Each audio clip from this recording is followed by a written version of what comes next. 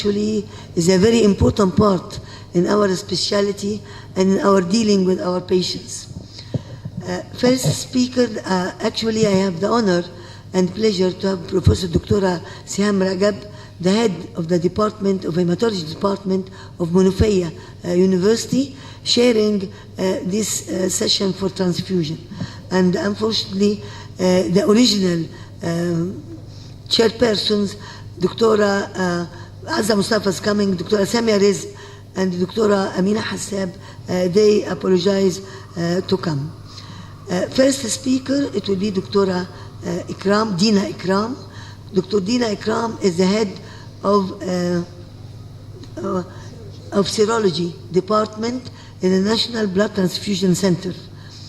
She's going to present screening for transfusion-transmitted infections, the challenge of safe blood. Please, Dr. Adina.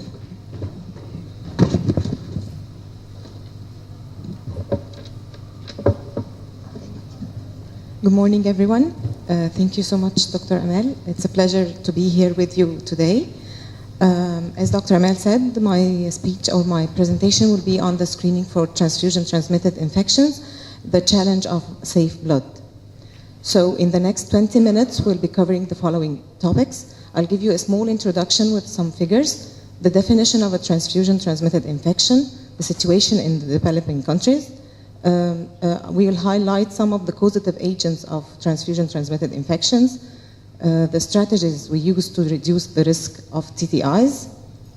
We'll just take a look on the screening scenarios, the different screening scenarios we have,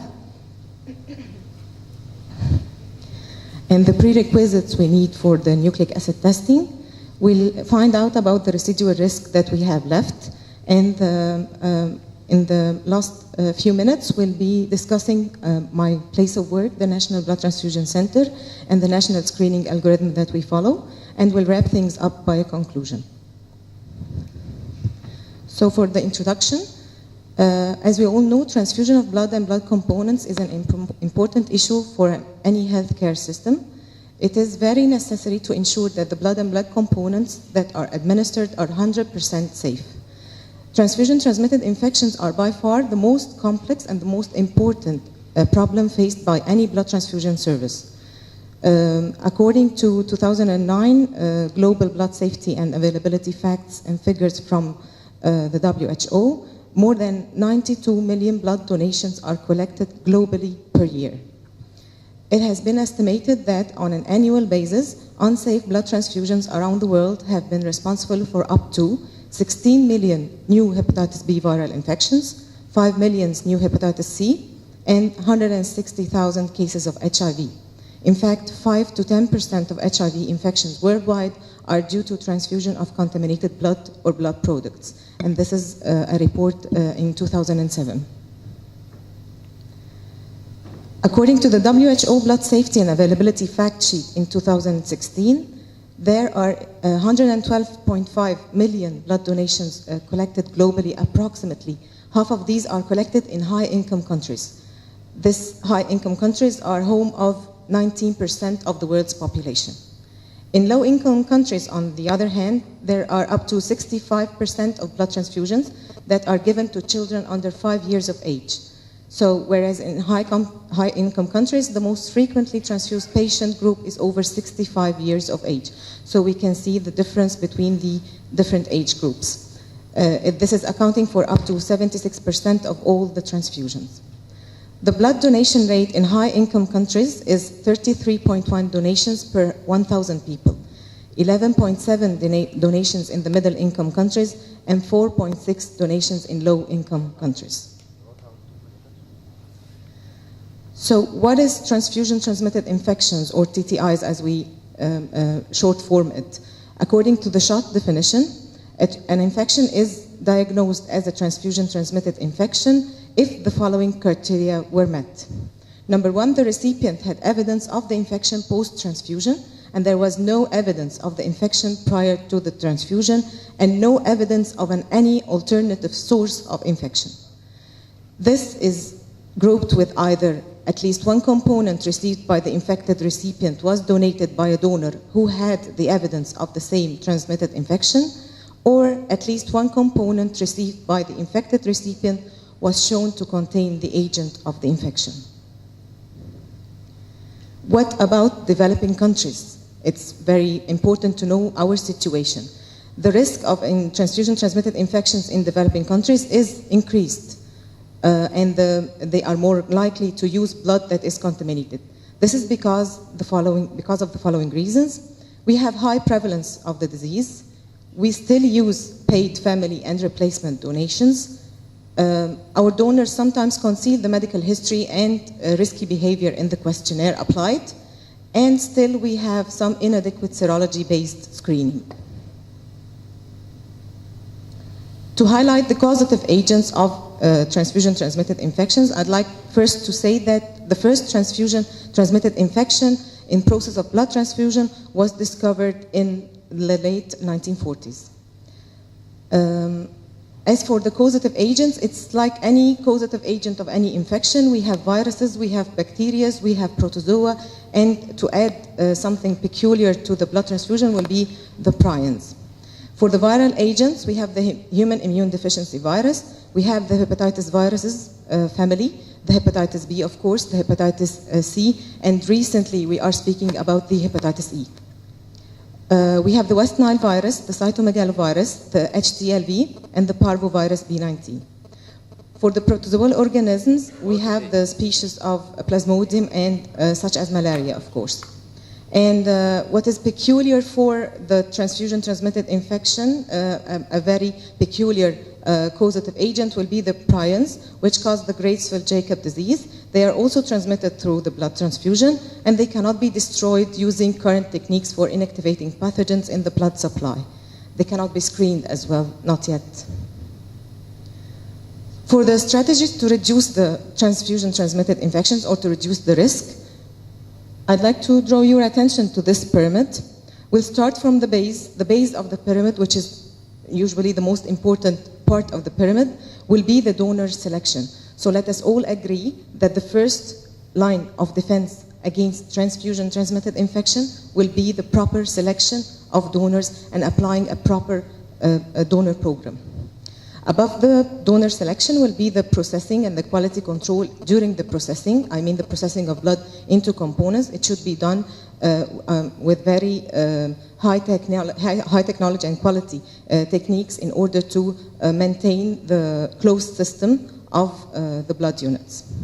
Then this is followed by the screening assays, which we will discuss in a few minutes, followed by the storage and pathogen inactivation if available. And then there is better blood transfusion, and finally tracing and surveillance. Since the early 1960s, blood banks have aggressively pursued strategies to reduce the risk of transfusion-transmitted infections. So improving donor selection, as I said, and enhancing voluntary non-remunerated blood donation will remain the first line of defense against the risk of TTIs. Increased sensitivity and specificity of screening assays will always aim to decrease the window period infections.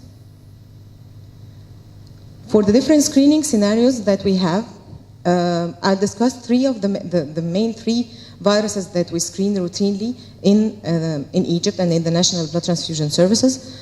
To start with the hepatitis B virus, which since 1980s there was the third generation hepatitis B surface antigen ELISA and chemiluminescence that were in use since the 1980s. There are additional protection that was provided by the introduction of the ELISA detecting the antibody against the core antigen as well.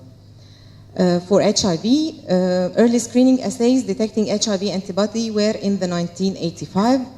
And for a decade, the screening assays for HIV 1 and 2 have advanced to the development of the fourth generation HIV antigen antibody combo assays for ELISA and chemiluminescence.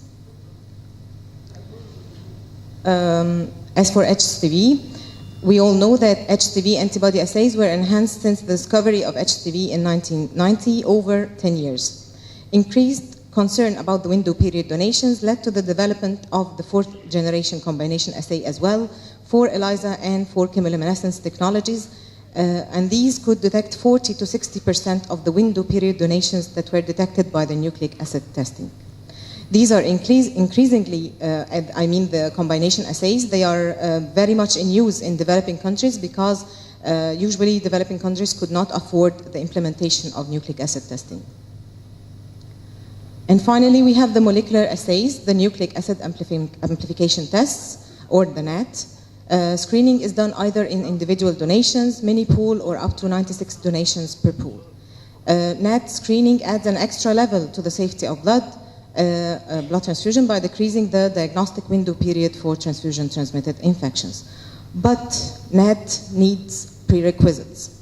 So what are the prerequisites of NAT? As I first said, the first line of defense will be a proper blood donor program. So you should have a proper blood donor program before thinking about the implementation of nucleic acid testing, because if you implement nucleic acid testing, for example, on paid or family donations, it would be a waste of resources. You should have, of course, a proper serology screening as well. NAT is very demanding for an infrastructure, a very strong infrastructure. You should have a quality system to make sure that the changes introduced are managed and controlled, because you get to change the screening algorithm. If you apply NAT, you get to change the timing of the release of the results and everything. So you should have a quality system in place to control these changes. We should think about the staffing level, because NAT needs very competent staff to work on the equipment and deal with the equipment and the results. And of course, last but not least, is the sustainable financing, which is mainly the major problem faced in developing countries. So if we have these screening assays and the NAT as well, why is there still a residual risk? What is the source of the residual risk? We still have window period donations, even with the implementation of NAT. You still have some days or some weeks that are considered a window period infection. We have viral variants that are not detected by traditional serological tests. We have sometimes we have immunosilent donors, and still in some situations you have lab test errors, which of course lead to residual risk of transmission of infection. Okay, now we'll start talking about the National Blood Transfusion Center. This is where I work, or the organization I belong to. In the National Blood Transfusion Center, the national testing strategy that we follow is that we test all blood donations for hepatitis B surface antigen, anti-HCV, HIV antigen antibody, and treponema pallidum for the syphilis. The screening is done using either ELISA techniques or chemiluminescence, previously evaluated and validated by the National Microbiology Reference Lab. Non-reactive serology samples are then routinely screened by NAT. We apply external quality control samples on each and every run that is performed, and we follow this and monitor this quality control by statistical process control. As for external quality assessment, we participate in an external quality assessment schemes 4 times per year in the virology lab to assess the performance of screening techniques and screening assays that we use. These schemes are conducted by an external lab in the Netherlands, which we participate with. The lab sends to us 4 rounds per year, samples that have undisclosed results, and we process them. We test them just exactly the way that we test our samples, and we get the results. We supply them online to the lab, and he sends back the score to you. If you got all the results right, or as it should be, you get a high score of 6 out of 6, because they are 6 samples. And if there is something wrong, you get a score that suits or that matches the thing that was inappropriate, and you start your investigation of what was wrong. This is our national screening algorithm, the blood screening algorithm that we apply in the screening labs. So you have an initial screening, serology screening test. You either get a non-reactive result or a reactive result. The reactive results are repeated in duplicate using the same sample and the same assay. So it has to be the same sample and the same assay in order to do the retesting of samples. You either get one of three results. Either both repetitions will be non-reactive, and in that case, the final result will be non-reactive. Or you have one test that is reactive and the other is non-reactive, and in that case as well, the final result is reported as reactive and the unit is discarded. The third scenario would be that you have both tests reactive, and this is no problem at all because the unit will be discarded as a reactive unit. For the non-reactive samples, they are reported as non-reactive and they go into the second algorithm, which is the NAT algorithm. As I previously said, we test the serology negative samples by nucleic acid testing. So if you have the initial serology testing non-reactive, then it goes into the NAT screening. If it was NAT non-reactive, then it is non-reactive unit and the unit is issued. If the NAT was initially reactive, so we report the result as NAT reactive and the unit is discarded, but we perform another test later on that is called the discriminatory test to know which exact virus is the cause of the infection, just for the donor's sake. But the unit is already discarded. From the initially reactive of the NAT, the unit is discarded. And then we perform the discriminatory assay just for the sake of the donor, because we have a counseling department that we have to deal with the donors and tell them the results of their tests. As I told you, if the repetition of the serology, even if the sample was initially reactive serology and repeated twice and the result was non-reactive, then it goes to the cycle of NAT testing, just as I explained it. This is one of the final results that we have. I just wanted to highlight the voluntary non-remunerated blood donors results versus the family replacement.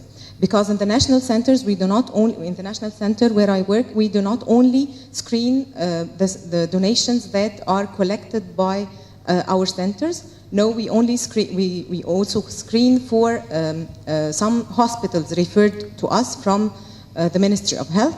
So as we all know, the hospitals, most of the donations in hospitals are family replacement donations. So this is a very rough comparison. It's not that accurate, but it just highlights the difference between the voluntary donation, which is applicable in our center, and the family replacement donations that are present in the governmental hospitals. So in the National Blood Center, okay, in the National Blood Center, all donations are 100% voluntary donations. Of course, 85% of them are first-time donors. We only have 15% regular donors. In the hospitals, as I said, they are family replacement donations. So just to compare, you have the total collection in 2016. In the National Center, it was around 60,000, and in the hospitals, it was around 11,000. You can see the percentage, of course, of the reactive hepatitis B and the reactive hepatitis C. And it's very clear that family donation plays a role in the increase of the risk of transfusion-transmitted infection. So in conclusion, in addition to sensitivity and specificity of the screening assay, selection of the test depends on the prevalence of the infection as well as availability of resources. Serology combination assays may be an economic alternative to NAT, though associated with a longer diagnostic period compared to the NAT. NAT is highly specific and sensitive and able to reduce the window period, but, as I said, demanding.